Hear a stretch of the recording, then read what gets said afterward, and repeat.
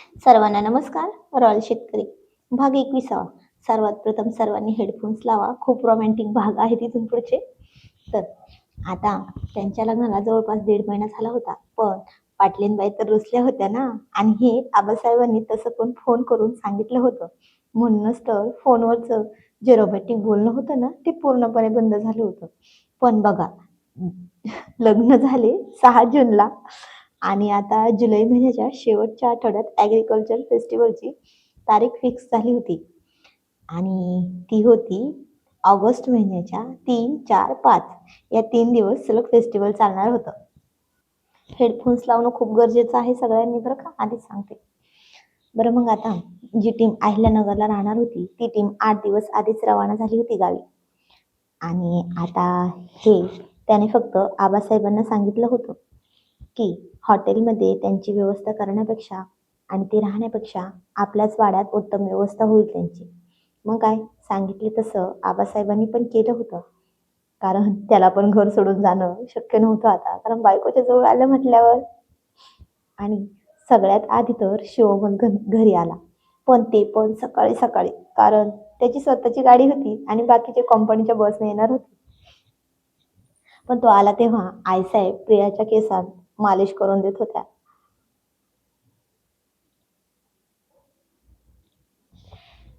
तिला आज केस धुवायचे होते ना, आणि त्या तिच्या केसात तेल लावून मालिश करू लागल्या होत्या. आता हे अस्मीने तिच्या दादाला पाहिलं आणि त्याला मिठी मारत म्हणले, काय रे दादा, किती उशिरा आला घरी? मी पण जाणार आहे बघ आता हॉस्टेलमध्ये 11वी साठी. तो म्हणाला, ते सगळं ठीक आहे ग, पण हे मला वाटतंय आपलं आता घरात काही चालेल असं म्हणून वाटत नाही. असं म्हणून त्याने समोर चाललेली सेवा दाखवली. आणि आता अस्मी म्हणाली, अरे दादा, तुला माहित आहे का, वहिनी आईसाहेबांना आणि आबासाहेबांना घरचं कुठलंच काम करू देत नाही. मग तिची पण नको का रे थोडी सेवा? मग तिची पण नको का रे थोडी लाड? मग तो म्हणला, थाट आहेत बाबा कुणाचे तरी. ती म्हणाली, बरं मी जाते, मला पण जायचंय, आवरायचंय. आणि त्याने तिथंच बॅग ठेवली. तर ती डोळे मिटून शांत आईसाहेब यांनी केलेल्या मालिशचा आनंद घेत होती. मग एकटीच बोलत होती. ती म्हणाली, अहो आईसाहेब, किती छान वाटतं तुमच्या हाताने मालिश करून घ्यायला. पण आता तिचे डोळे बंद होते आणि हा तिला किती मिस करतो हे सांगणं कठीण होतं. तो घरात आला आणि त्याने आईसाहेबांना वाकून नमस्कार केला आणि आईसाहेबांच्या समोरच त्याने प्रियाच्या गालावर एक पप्पी घेतली. आबासाहेबांना पण नमस्कार केला, पण आता त्याचा आवाज ऐकून तिला फार आनंद झाला आणि गालावर हात ठेवत म्हणाली, कोण होतं? आणि पण नाकावर राग होता ना, बघणार तरी कसं त्याला, हळूच. म्हणूनच तिने एकाच डोळ्याने चोरून बघितलं आणि पुन्हा डोळा मिटून घेतला. आईसाहेब म्हणल्या, बरं सुनबाई, जा आता आंघोळ करायला. पण त्या गालातल्या गालात हसत होत्या. आम्हाला पण जायचं आहे अस्मीला सोडवायला आणि तिची व्यवस्था बघायला. ती म्हणाली, हो आईसाहेब. आता ती तर गेली, पण शिवमचं सगळं लक्ष तिच्याकडेच होतं. तो आबासाहेबांशी अस्मीविषयी बोलत होता तरी पण, कारण तिनं एकदा पण नजर उचलून बघितलं नव्हतं ना त्याला. पण आबासाहेब म्हणाले, ओ राजे, तुमच्या पाटलीनबाई खूप तापलेल्या आहेत बरं का. आता आमच्या समोर केलं तसं काही करू नका, नाहीतर आम्ही नाव नाहीत घरी. उगाच तोंड पळून घेताल. आणि फेस्टिवल आहे, तोंड पळून घेतलं नाही म्हणजे बरं झालं काय? तो म्हणाला, आबासाहेब, मला तर कसं म्हणू प्रश्न पडला आहे, सांगा ना, काहीतरी टिप्स द्या ना आबासाहेब तुम्हीच. ते म्हणाले, आम्ही तर जाणार आहोत, मग दिवस पण तुमचा आणि रात्र पण तुमचीच आहे, बघा मग काय होते का. तो म्हणाला, ठीक आहे आबासाहेब, मला आशीर्वाद तर द्या. आणि आता दोघं पण असं म्हणून एकमेकांच्या हातावर टाळे देत हसले. पण आता इकडे अस्मी तिच्या बाथरूम मध्ये अंघोळीला गेली होती, म्हणून ती डायरेक्ट गेली कुणाच्या, शिवमच्याच बाथरूम मध्ये. आणि हा हा पण गेला होता रूम मध्ये. आता आणि आता तिने तिचं आवरलं, बाहेर आले. तर शिवमने दार बंद करून घेतलं होतं, कारण मनवावं तर लागणारच होतं ना. मग असं नाही तर तसं, पण काही उपयोग झाला नाही, कारण तिने त्याच्या समोर धाडकन दार उघडलं आणि खाली गेली. तर खाली आईसाहेब आबासाहेबांची तयारी पण झाली होती अस्मीला सोडवायला जाण्यासाठी. मग दोघांनीही निरोप घेतला. आता त्याने पाठीमागं वाड्याचा दरवाजा बंद केला. आईसाहेबांनी सांगितलं होतं, कारण आता गंगू मावशी पण नव्हती आत बाहेर करायला. फक्त आणि फक्त नौकरच होते, ते पण घरात न येणारे. मग काय, ती किचनमध्ये गेली आणि तो एकदाच म्हणाला, माझं दूध. ती काही म्हणायला नाही, पण तिने आता तिचे केस ओले होते तरी त्याला आवडत नाही म्हणून मुद्दाम केसवर अडकवले होते. आणि तोच चिडून म्हणाला, हे काय आहे, सांगितलेलं लक्षात राहत नाही वाटतं. असं म्हणून त्याने तिला सरळ एकदम जवळ ओढून घेतलं आणि ती केस मोकळे सोडले. आणि ती म्हणाली, हे बघा, हात लावू नका, एकदाच सांगते. तो म्हणाला, ठीक आहे, नाही लावत. आणि त्याने खिशातला फोन काढला आणि सरळ अतुलला फोन केला आणि म्हणला, ए अतुल, बायको जर हात लावू नको म्हणाली तर काय लावायचं असतं रे. असं म्हणून तो हसला. आणि तिकडून तो चावट अतुल त्याला म्हणाला, सिंपल, एकदा पुन्हा विचारून बघ, जर पुन्हा नाही म्हणाली तर सरळ ओठ लाव. म्हणजे कसं, काय बोलली की नुसते ओठ बंद करून टाकले की संपला विषय. आता दोघं पण असे बोलून हसले. ती गालातल्या गालात हसतच होती. तो म्हणला, बरं मग अजून एक गोष्ट सांग, आणि जर एखाद्या वेळी मैत्रीण आपल्या मिठीत आहे हे पाहिलं आणि गैरसमज झाला तर काय करायचं असतं रे बायकोचं. तो म्हणाला, सिंपल, गैरसमजाने जर बायको ऐकत नसेल मग तू तुझ्या बायकोला सरळ उचलून घेऊन जा बेडवर, पुढे नाही सांगत, मग तुला हवं ते कर. तो म्हणला, थँक्यू, छान टिप्स दिल्याबद्दल. बरं, मी नंतर बोलतो तुझ्याशी, ठेवू का फोन. आणि त्याने फोन ठेवला. पण आता या पाटलीनबाई तर रुसल्या होत्या ना. त्यानं पुन्हा एकदा म्हटलं, प्रिया बोलणार की नाही. आणि ती गाल फुगवून म्हणाली, नाही म्हणजे नाही, सांगितलं ना एकदा, नाही बोलणार. पण आता तो नावाचा शिवम होता ना, तो म्हणाला, ठीक आहे, नको बोलू, मग मी तरी का तुझं ऐकू. आणि आता त्याने सरळ उचललं की तिला आणि निघाला खरंच बेडरूम मध्ये. तिच्या काळजात तिथं खूप धडधड वाढली होती आणि ती म्हणाली, ओहो, सोडा बरं, नाहीतर मी तुमचं नाव आई साहेबांना सांगेन. तो म्हणाला, ए, सांग सांग, त्यांना माझं नाव माहिती आहे आणि त्यांनीच ठेवलं आहे, शिवम, कळलं का. ती म्हणाली, अहो सोडा ना, मला नाही बोलायचंय तुमच्याशी. तो म्हणाला, हो का, मला पण नाही बोलायचंय, मला तर फक्त प्रेम करायचं आहे तुझ्यावर. असं म्हणून तो हसला.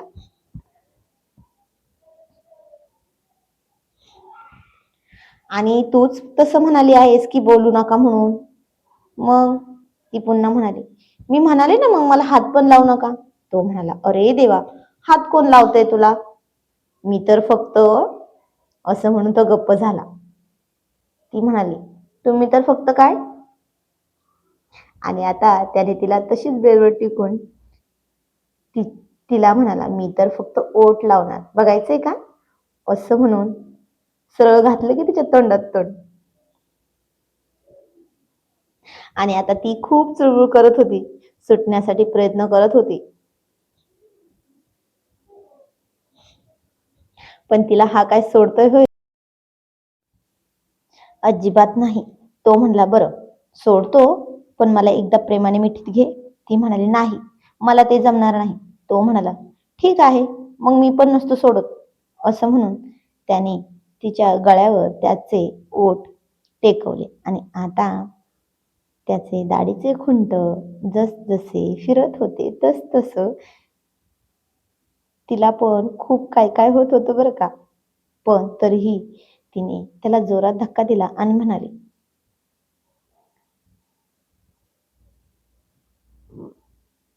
जा ना, जी तुम्हाला मिठीत घ्यायला आवडते ना तिच्यात मिठीत जा, मला कशाला लाडगोडी लावताय आणि करताय लाडागोडी माझ्यापाशी.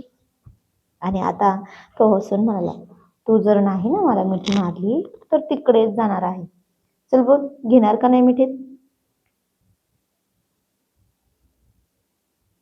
चल बोल ना आता, करशील का एकदा, देशील का एकदा पप्पी आणि झप्पी, की जाऊ? आणि आता ती म्हणाली, जा जा.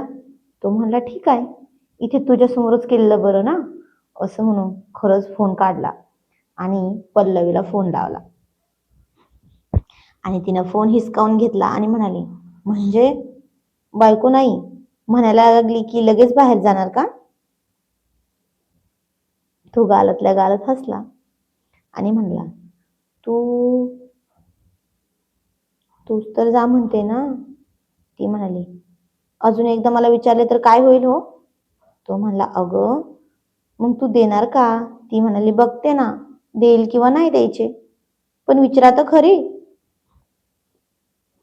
तो म्हणाला, ठीक आहे, मग चल, एक पप्पी आणि एक झप्पी, ती पण एकदम रोमॅन्टिक,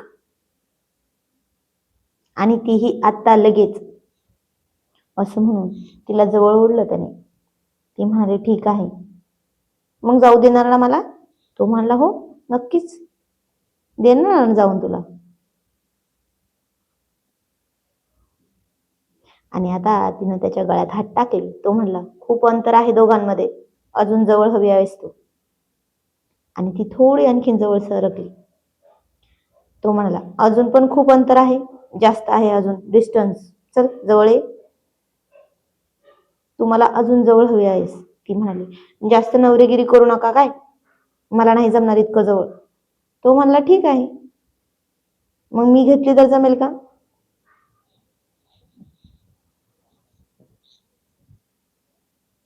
पण आता ती खूप खूप जवळ होती आणि म्हणाली, म्हणाली तर काहीच नाही, पण लाजून खाली पाहत होती.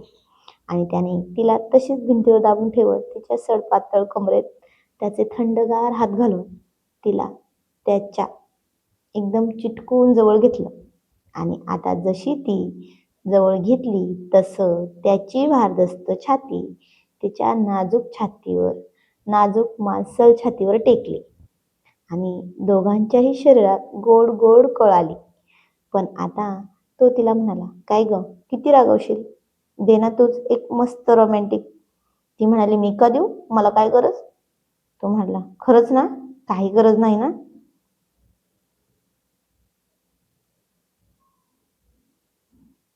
ती म्हणाली, हो नाही गरज मला. तो म्हणला, ठीक आहे, पण मला गरज आहे ना.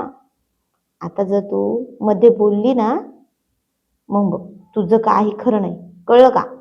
आणि आता त्याने सरळ तिच्या तोंडात तोंड घातलं आणि खूप डीप किस केला. पण त्या रात्रीसारखा रपटपपणा अजिबात करत नव्हता बरं का तो. तिला खूप फुलासारखी हाताळत होता, सांभाळत होता.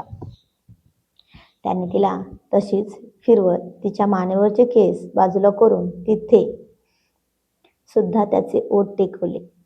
आणि पण आता ती त्याला अडवत नव्हती, तर ती त्याला साथ देणार होती. आणि उलट तिने त्याचे हात स्वतःच्या कमरेवर ठेवून घट्ट पकडून होती. तो गालातल्या गालात हसला आणि तिला तशीच उचलली आणि बेडवर टेकवली. आणि तिच्या पायापासून तो ओठ टेकवत टेकवत वर निघाला. पण आता ती मागे मागे सरकत होती आणि बेडलाच जाऊन टेकली. तो खूप प्रेमाने म्हणाला, एकदा इकडं ये. ती म्हणाली, नाही मी नाही येणार. तो म्हणला, ठीक आहे, मग मीच येतो ना. असं म्हणून त्याने तिला तिच्या पायाला पकडूनच भरकन स्वतःच्या खाली ओढून घेतलं.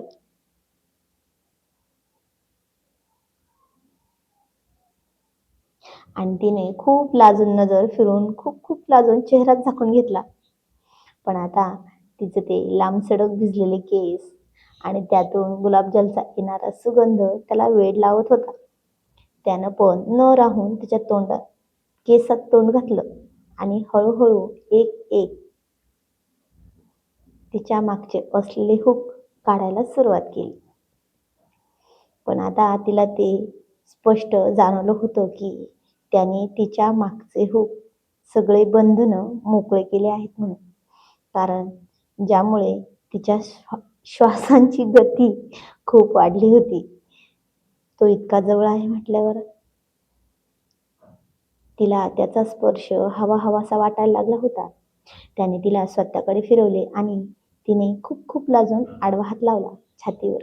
कारण तिला त्याने फक्त एक गोष्ट विचारली होती, तेव्हा ती म्हणाली होती, एवढेच आहे आणि अजून नाही.